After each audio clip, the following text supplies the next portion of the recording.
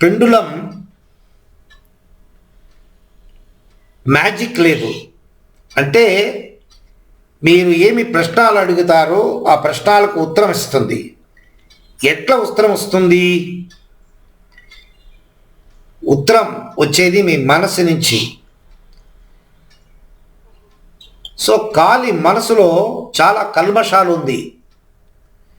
కల్మషాలు ఉండేటప్పుడు పెండులం డోజింగ్ చేస్తే negative answer వస్తుంది. మీ మైండ్ ప్యూరిఫై చేసేది ఎట్లా? మైండ్ కాముగా ఉంటే మాత్రం పెండులం పర్ఫెక్ట్గా పనిచేస్తుంది. మీరేమైనా ఆధ్యాత్మ అభ్యాసం చేస్తుంటే ఈ పెండులం మీకు చాలా చాలా వేగన ఉపయోగం దొరుకుతుంది. ఎవరు యోగిలు, ఎవరు ధ్యానం చేస్తారు వాళ్ళకి ఇది చాలా ఈజీ ఆపరేషన్ చేసేది. ఇది ఒక సైన్స్ కాబట్టి ఆధ్యాత్మం కూడా దీనికి కనెక్షన్ ఉంది.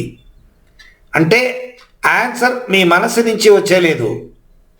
మీరు ఏమి ప్రశ్నలు అడుగుతారో మీ మనసు డివైన్ పవర్ దాని కూడా మీకు కనెక్షన్ అయ్యి ఏంజల్స్, గైడ్స్ అందరూ మీకు దీనికి సపోర్ట్ చేస్తారు. ఏదే ఒక పని మీరు ఇంట్లో చేసేదంటే కూడా మీకు తెలియకుండా ఉండే దేవతలు మీకు సహాయం చేస్తారు. మీ ఇంట్లో ఒక పూజ చేస్తారని పెట్టుకోండి.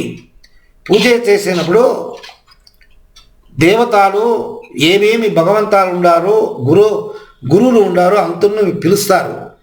పిలిచి ఆయన సహాయం చేస్తే మాత్రం ఆ రోజు మీరు ఏం ఫంక్షన్ చేస్తారో ఏమి ప్రాబ్లం లేకుండా ఫ్రూట్ఫుల్గా జరుగుతుంది. సేమ్ టైపు ఈ పెండులం కూడా నేను చేస్తాను అంటే జరగలేదు. ఇది మీరు చేసేలేదు. మీకు పైక ఒక పవర్ ఉంది. ఆ డివైన్ పవర్ మీకు హెల్ప్ చేస్తుంది.